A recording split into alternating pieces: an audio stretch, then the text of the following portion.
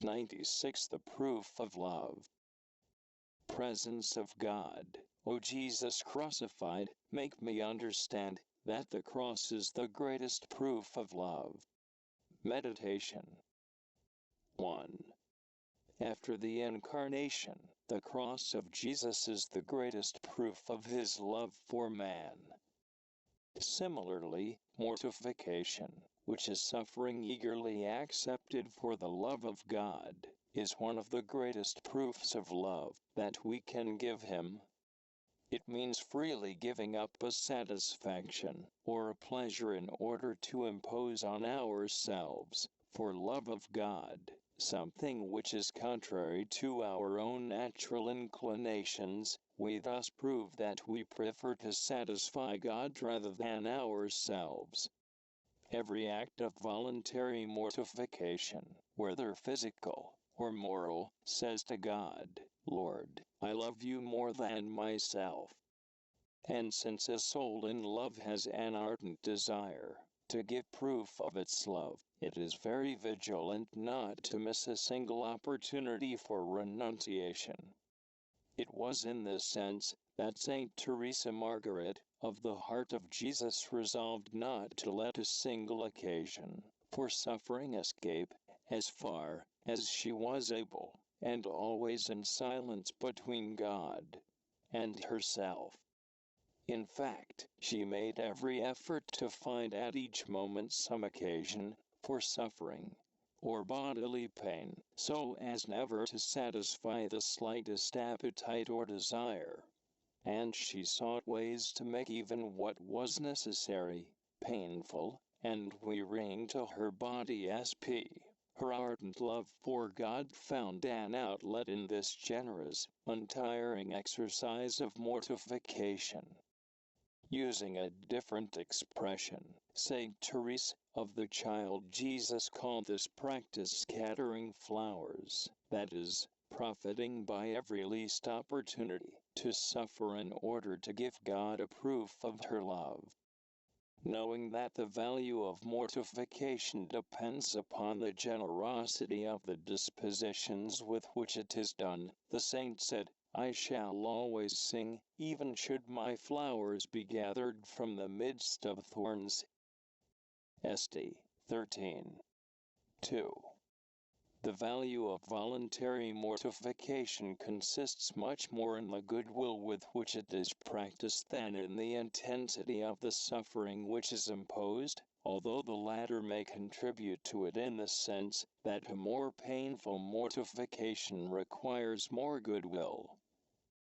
The amount of suffering must be wisely proportioned and limited to the physical strength of each one, but what must never be limited is the love, the spirit of generosity with which we perform each act of sacrifice. From this point of view, a slight mortification done with all the love of which a soul is capable has greater value, and a painful penance performed in a material way, with no interior spirit. Hence, before performing an act of mortification, especially when it concerns certain customary practices such as those which are used in religious institutes, it is necessary to arouse our goodwill and our sincere desire to suffer willingly for the love of God. This will prevent a mere mechanical performance of the act that has little or no value. Loving contemplation of the crucified was the soul of all the austerities of Saint Teresa Margaret. This humiliated, suffering God, of whom she was constantly thinking, was the one who gave her the interior strength to overcome every difficulty, however arduous, and to take on spontaneously so many labors and works of charity and mortification. It was He who gave her an insatiable desire for suffering.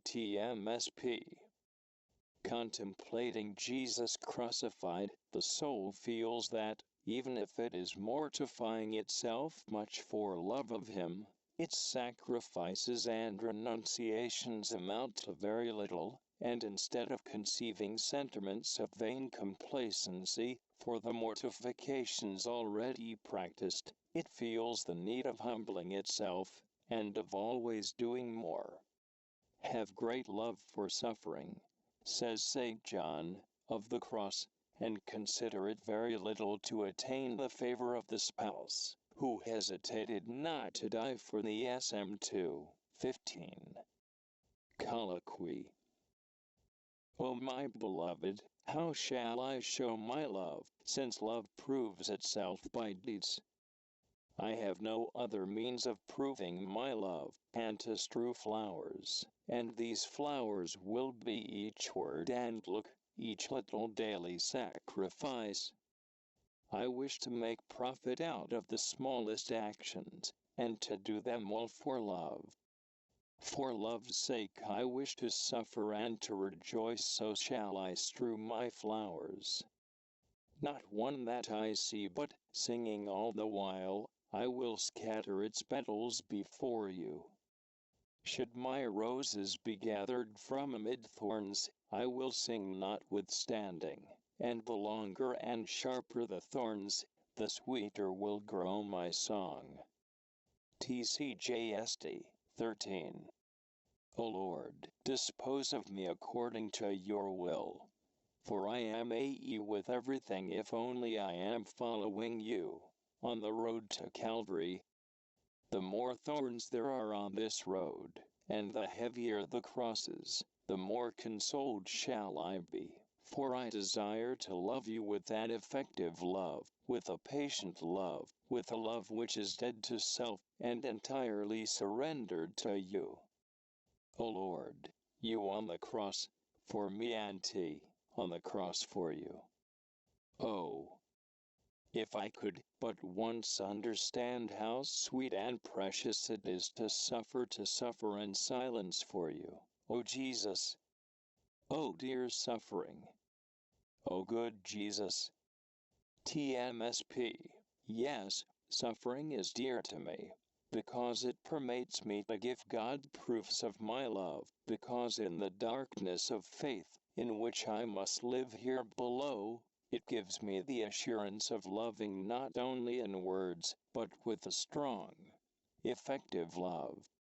O Jesus, now I understand why Saint Teresa of Avila asked for only one thing, to die or to suffer, professing to have no other reason for living except to suffer for love of you. Life 40.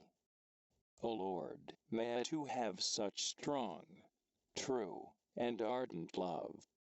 Grant it to me, you who can give me all things, and who can, in one instant, transform this dry, cold heart into a furnace of charity.